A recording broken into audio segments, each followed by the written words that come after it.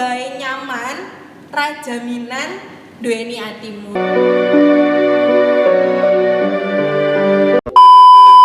Nabo kiribar. Nabo yuk. Halo semuanya, apa kabar? Hari ini Mei tetap dengan orang yang sama, ada Ricky dan Bobby. Oh my god. Wow. Oke, hari ini kita masih dalam episode Cidro nih. Hari ini kita akan membahas lagu Dumes. Kenal nggak? Tahu nggak lagu Dumes? Tahu.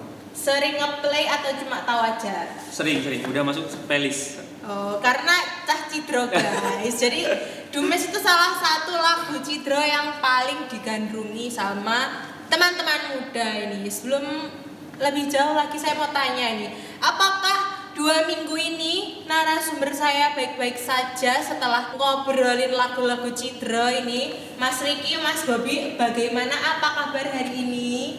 Kalau kabar saya sendiri, puji Tuhan, baik. Baik, masih Cidro? Sudah enggak? Dapat yang baru ya? Enggak. Meskipun 2 minggu yang lalu masih Cidro, sekarang udah enggak ya? Cepet ya guys? Progresnya ada ternyata. progresnya. Oh, ada progres. Mungkin karena ini bikin konten Cidro ini akhirnya nggak Cidro gitu ya? Iya. Salah satunya oke. itu. Apa jangan-jangan ada OMK yang ngedem? Oh, enggak. Dapat dari sini, dapat dari sini. Ini yang Masih kemarin belum, kan masih katanya belum. komen-komen. Oh, belum. Belum ada. Oh, guys, masih dibuka, masih open katanya ya. Nanti langsung DM aja. Kalau Mas Bobby nih, apa kabar? Oke, luar biasa, sehat dan bahagia selalu. Oke, sehat dan bahagia selalu guys. Katanya ya, semoga kita doakan saja memang teman-temannya dari sini dan teman-teman yang di rumah sehat dan bahagia selalu, serta selalu melibatkan Tuhan dalam setiap harinya. Itu harus itu guys. Oke, hari ini kita akan bahas lagu Dumes nih. Coba deh liriknya hafal nggak ini kalian berdua ini? Kebetulan enggak apa. Coba dibuka dulu ya, kita bedah lagu lirik Dumes ini. Oke, kalau dilihat dari lirik lagu ini ya teman-teman ya, itu kan sepenggal pengalamannya itu sebentar kita cari dulu ya. Ini kan di lirik awal itu kan langsung ada tulisannya sepinero aku senengmu karo liyane. Ini tuh mengingatkan saya sama masa-masa tahun sekitar 2018 sampai awal Covid itu tahun berapa ya? 2020. 2018 sampai 2020 itu terkenal banget sama yang istilahnya itu konco tisu. Kalian pernah mendengar nggak atau bahkan mengalami ini? Saya sendiri sih sering mengalami ya. Wow. Sampai kondisi sekarang seperti itu. atau hanya sampai periode itu saja? Sampai sekarang mungkin beberapa bulan terakhir sempat mengalami konco tisu. Beberapa bulan terakhir. Oh, sekarang tuh masih ada konco tisu ya ternyata. Masih. Oh, oke. Apakah teman-teman di rumah juga mengalami konco tisu? Kalau iya silahkan ya, ini ditulis di bawah pengalamannya tentang konco tisu itu apa, boleh banget. Nah, boleh diceritakan nih dari Mas Bobby dulu, kenangannya atau pengalamannya tentang konco tisu itu seperti apa? Ya, konco tisu mungkin hanya mengalami beberapa periode saja, enggak seterusnya. Karena kan kita harus meninggalkan orang-orang yang toksik gitu ya. Ya. Mengalami itu di tahun sekitar di periode tadi 2019-an ke 20. Ada salah satu relasinya yang memang jika ada sambatan atau apa sih sambatan bahasa Indonesia apa ya? Keluhan ada ini kalau datangnya ke aku. Tapi ketika sudah dapat yang diinginkan dia pergi. Itu kan ya seperti itu ya. Iya, seperti itu. Nah, itu mengalami seperti itu. Terus lambat laut semakin kesini ada lagi, tapi kan kita harus bercermin dari pengalaman yang sudah. Oh, iki wis ketok koncone koyo ngene wis bau-bau konco tisu tinggal aja. Daripada kita kayak kena batunya kita sakit sendiri ya. Seperti itu. Kalau dari Ricky gimana, Ricky? Kalau dari saya sendiri sih konco tisu lebih ke teman, misalnya dia datangnya emang pas lagi butuh. Nah, sedangkan waktu saya butuh dia tuh kayak tiba-tiba hilang gitu aja dan seperti tidak tahu berterima kasih gitu loh. Seperti itu. Nah, Iya mungkin sih. dari Mei sendiri punya pengalaman konco Kalau tisu? konco tisu Sepertinya sangat mendalam. Iya. kalau misalnya dibilang konco tisu atau teman-teman yang datang saat butuh itu banyak sekali ya. Apalagi kayak yang diceritakan sama Ricky itu pasti saya alami di 2020 ke belakang. Itu hampir selalu saya alami dan saya selalu menangis ketika saya membutuhkan seseorang untuk mendengarkan keluh kesah saya, tapi nggak pernah ada yang bisa ketika saya butuh.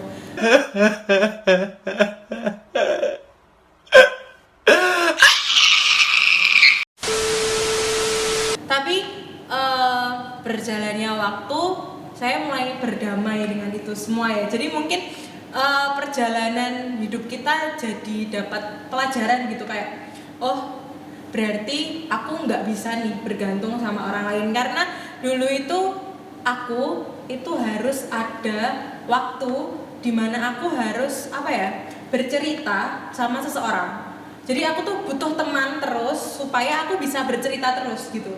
Nah di suatu saat teman-temanku itu hilang semua, entah dengan kesibukannya atau apa, akhirnya kan merasa kesepian, merasa ditinggalkan, merasa teman-temanku itu datangnya hanya waktu butuh saja kayak gitu. Akhirnya setelah melalui proses semuanya, belajar untuk bergantung dengan diri sendiri. Meskipun kita makhluk sosial ya, bukan terus kita nggak mau bersosialisasi dengan orang itu enggak, tapi lebih kayak oh mungkin kita lebih positive thinking. Nah kalau misalnya saya itu mengurangi prasangka buruk sama orang lain. Saya takutnya jadi baper sendiri, kayak sakit hati sendiri seperti yang dibilang Bobby tadi kayak gitu. Nah itu kan konco tisu itu tadi. Kalau di lirik ini tuh dari bait yang pertama ini sampai dari ini dua bait ya, berarti kayak itu namanya ya, 2 bait ya. 2 bait itu kan menceritakan juga tentang mungkin kalau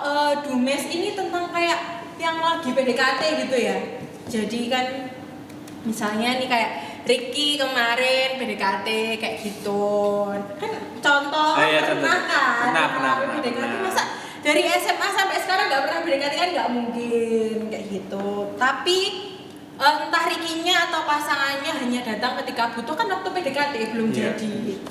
Oke, sekarang kita masuk ke berarti ini bait ke berapa ya? Ketiga ya, yang iseso kelingan. Itu bait ke berapa itu? Saya nggak bisa membaca. Bait ketiga itu. Nah, kalau bait ketiga ini sepertinya kayak flashback gitu ya mungkin ya. Iseso kelingan kabeh kenangan sing tau dilakoni, kebayang-bayang nganti kegawa ngimpi, iso gawe nyaman ra jaminan duweni atimu.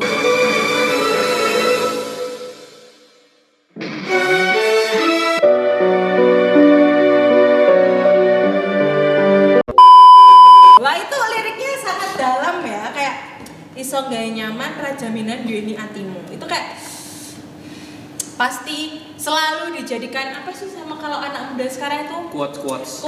Nah quotes terus caption kalau bikin story IG atau story WA. Nah kalau kalian sendiri nih pernah nggak di suatu momen gitu kayak entah di kamar atau lagi nongkrong sendiri, bahasanya bukan merenung ya, tapi kayak misalnya nih lagi minum terus tiba-tiba keinget sesuatu yang pernah dilalui, entah itu pengalaman buruk, pengalaman menyenangkan atau seseorang atau gimana, itu pernah nggak? Dari Ricky dulu mungkin. Kalau pengalaman saya sih seperti pada saat sebelum tidur sih biasanya, soalnya kan ya mungkin sekarang udah jadi penyakitnya kaum muda yang namanya overthinking. Jadi kan sekarang waktu Indonesia overthinking.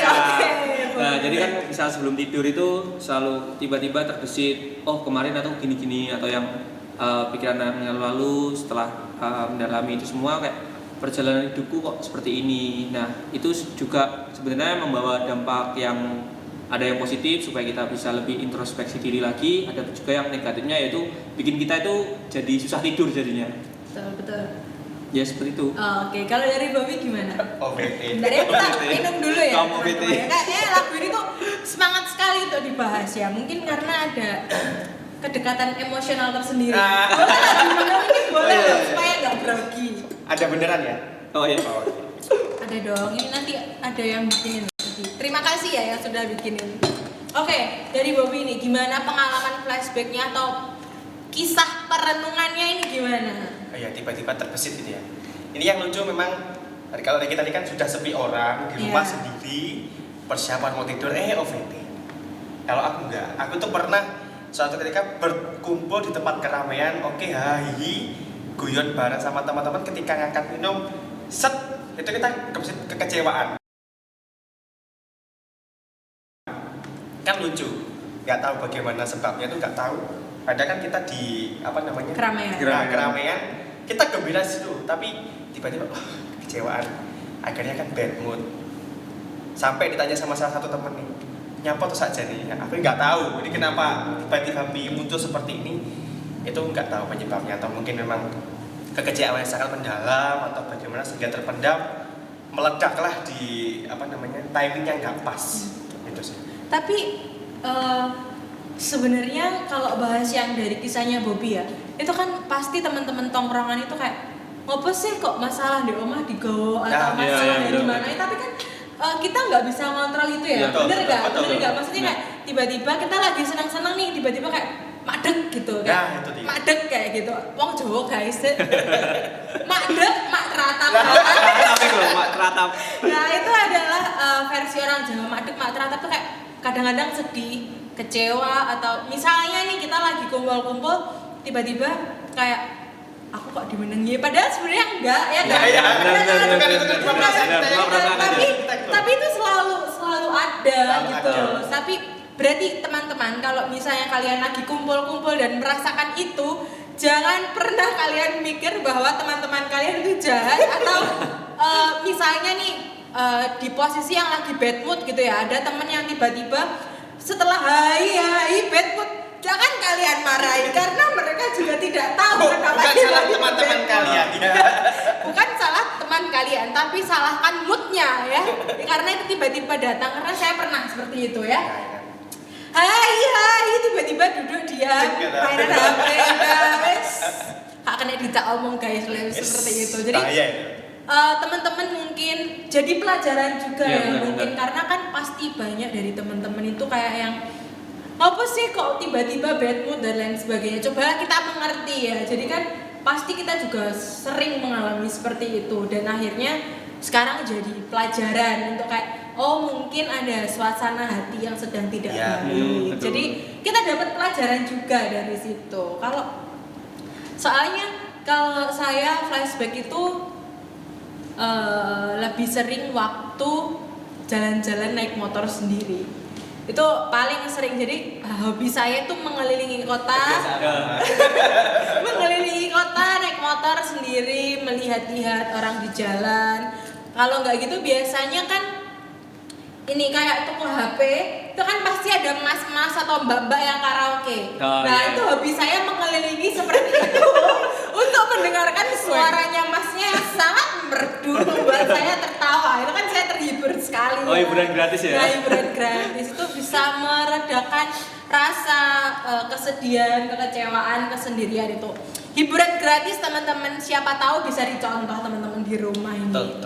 Oke, itu kan kayak bait yang ketiga dan keempat. Jadi mungkin penulis lagu ini tuh menggambarkan perjalanan cintanya sama PDKT-nya gitu ya. Karena lirik ini tuh relate sekali ya sama kisah percintaan teman-teman muda. Di sini tuh yang kalau menurut saya ya, silahkan kalian cari, ini tebak-tebakan nih ya, ini dadak dangdut ya. Silahkan mencari lirik yang paling menurut kalian tuh yang paling mengena dari lagu ini. Nah, silahkan dicari. Saya juga mencari. Nah, teman-teman di rumah juga boleh ikut sambil mencari. Kira-kira lagu Dumes yang mana, bagian lirik yang mana yang paling kalian suka atau yang paling relate sama kalian? Boleh ditulis di bawah ya.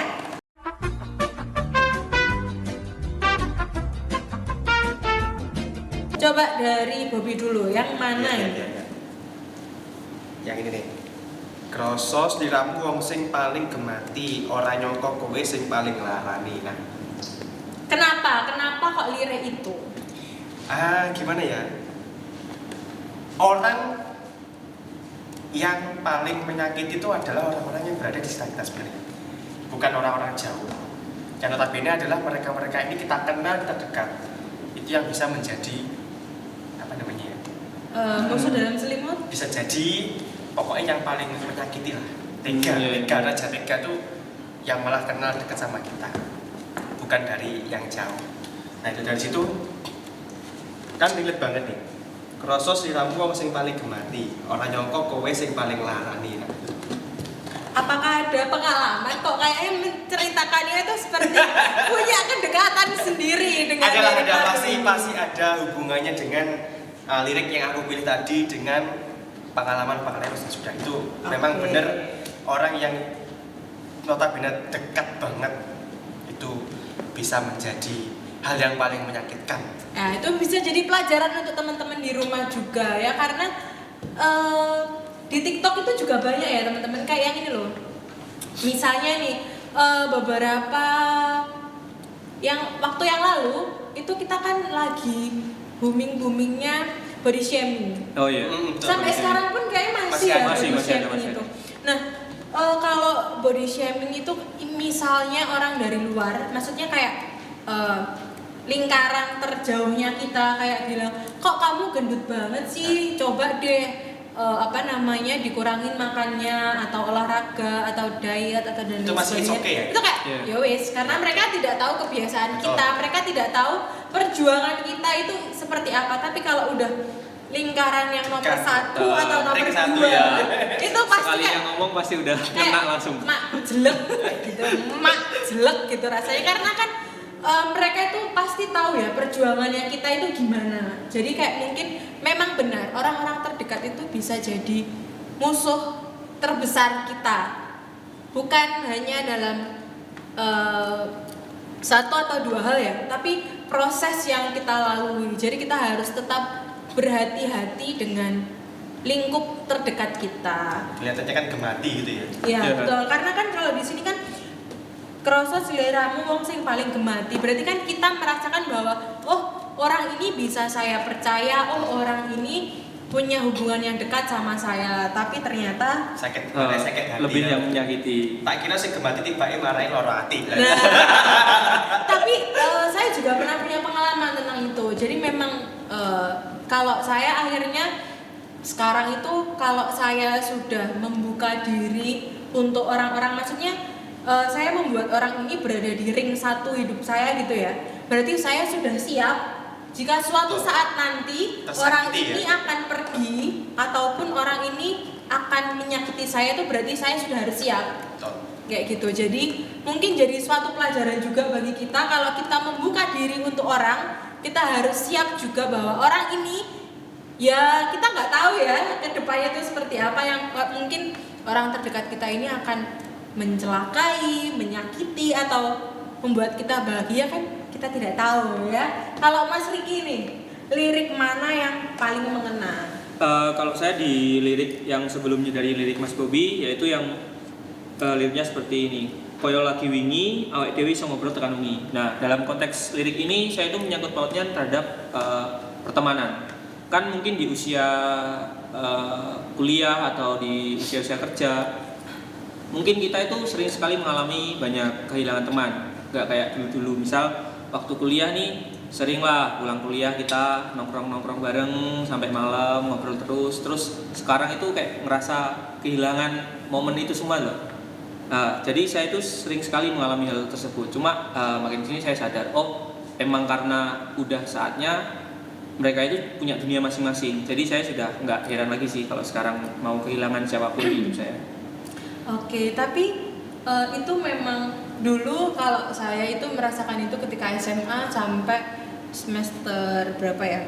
Semester 3. Jadi kayak kita kan pasti kalau di awal kuliah itu kan pasti sering-seringnya main gitu ya. Benar. Main nongkrong, kalau ngerjakan tugas pun bareng-bareng. Pasti kayak wah seru rame nih kayak gitu. Tapi ketika semakin tua semesternya, teman itu bisa dihitung pakai jari gitu ya. Jadi kayak oh mungkin kita tujuannya sudah apa ya, sudah berbeda Iya, dan benar. kita sedang mengejar dunia kita masing-masing seperti itu. Kalau saya itu di bagian ini kalau Ricky tadi kan ise sok kelingan kabeh kenangan yang tahu dilakoni. Kalau saya cuma satu kalimat yang paling bawah dari bagian itu, iso nggawe nyaman rajaminan duweni atimu. Karena di sini bukan tentang nyamannya atau bukan tentang kisahnya, tapi kita belajar kalau kita misalnya nyaman nih sama lingkup ini, belum tentu lingkup ini tuh akan membuat kita bertumbuh. Oh iya. Misalnya kayak teman ini support selalu, belum tentu teman yang ini akan membawa kita ke sesuatu yang lebih baik. Ada juga teman yang nggak support, misalnya kayak kamu jangan ini, kamu jangan ini, kamu jangan ini. Pasti kan kita nggak nyaman ya sama dia. Tapi kadang-kadang orang yang melihat kita seperti itu malah mereka yang menyelamatkan kita di momen-momen tertentu. Iya. Iya, Jadi betul. mungkin pengalaman juga ya dari saya. Jadi kayak teman-teman terdekat itu kadang-kadang lebih karena sudah mungkin satu frekuensi sama kita, akhirnya pandangannya tuh sama. Jadi kita nggak bisa kalau bilangnya kayak melihat ancaman dari luar gitu loh. Kalau orang yang belum terdekat sekali melihat ancaman dari luar tuh langsung kayak, karena mungkin kayak ibaratnya gini, kita dalam satu lingkaran nih sama teman-teman nyaman kita, kan kita nggak tahu kalau ada busur panah dari luar, kan kita nggak tahu. Yeah. Tapi kalau orang dari luar lihat, oh ada panah nih, berarti kan mereka bisa melindungi gitu loh. Maksud saya tuh seperti itu, karena saya pernah mengalami seperti itu. Jadi kayak mungkin belajar dari pengalaman itu, kita nggak boleh kayak ngejudge orang yang nggak setuju sama kita atau nggak bikin kita nyaman ya gitu. Kita harus pintar namanya itu, memanage diri gitu loh. Iya, kayak benar. nggak cenderung ke A atau nggak cenderung ke B, jadi kayak lebih Ngebatasin lah. iya betul, ngebatasin diri kayak gitu. Oke, berarti dari lagu ini, kalau misalnya saya tarik kesimpulan ya, yaitu kita harus menikmati setiap momen. Kan kalau kayak yang di sini tuh sepiniro aku senengmu karo liyane. Di sini dituliskan bahwa ketika senang-senang itu sama dia. Terus kayak di sini juga tertulis isih sok kelingan kenangan-kenangan sing tahu dilakoni. Berarti kan banyak perjalanan yang mereka lakukan gitu ya. Tapi ternyata hilang gitu ini. aja. Jadi mungkin dari lagu ini kita akan belajar untuk kayak gitu tuh. Mengikhlaskan mungkin. Mengikhlaskan, mensyukuri dan menikmati setiap momen yang kita lalui gitu. Jadi kalau misalnya hari ini kita bahagia, besok kita sedih atau besok kita kehilangan, kita sudah tidak bahasanya kalau yang sedih berlebihan gitu loh. Maksudnya kayak kalau ini contoh aja ya, contoh aja ya. Kalau misalnya hari ini kita tiba-tiba dapat handphone baru nih, terus besoknya tiba-tiba handphonenya hilang. Kalau misalnya hari ini kita terlalu senang karena handphonenya baru, terus besoknya hilang, kan kita pasti sedih banget. Kayaknya kemarin masih baru selfie pakai HP baru deh, kok sekarang udah nggak ada. Maksudnya kayak gitu. Jadi kayak mari kita lebih mensyukuri dan menikmati apa yang kita rasakan hari ini. Jadi kayak besok kalau misalnya hilang itu rasanya masih ada dan bisa jadi pelajaran kayak gitu. Kalau dari kalian berdua, dari lagu ini apa yang bisa diambil? Yang saya tangkap dari yang kabeh kenangan sing tau dilakoni, bayang-bayang nanti go ngimpi. Itu yang saya tangkap tuh kayak kita itu harus menggunakan kenangan-kenangan itu sebagai tolak ukur supaya kita bisa menambah value dalam diri kita sendiri. Misal entah kenangan baik atau kenangan buruk. Misal kayak tadi contohnya dari Mei, kita dapat HP baru hari ini, besoknya hilang. Cuma kan kita kemarin kan sudah kita sempat memilikinya dan sempat menggunakannya. Ya kalau dari saya seperti itu. Kalau dari Bobby gimana? Jadinya ketemu Dumes itu tadi mungkin tentang harapan ya. harapan yang terlalu boleh, memang kita manusia tetap harus punya angan-angan dan cita-cita, tapi yang bisa kita ukur, kita kira-kira mampu nggak kita mencapainya. Kalau kita cita-cita atau keinginan yang tinggi dan itu mungkin sudah kita merasa mustahil, itu jangan kita terlalu berharap banyak. Nanti takutnya kalau memang harapan ini pupus, kita akan down sedon-donnya itu. Kita naik setinggi-tingginya berharap tinggi, ketika turun ya mak jelek mau. Mak jelek, mak teratap, mak dan. Oke, terima kasih ya teman-teman untuk waktunya hari ini. Jadi teman-teman yang ada di rumah jangan lupa nonton full episode Cidra ya, dari 1 ke 2 dan ini episode 3, jangan lupa ditonton full. Lalu nanti pilih episode mana yang paling favorit dari kalian. Oke? Jadi sampai jumpa di episode selanjutnya. Dadah semuanya.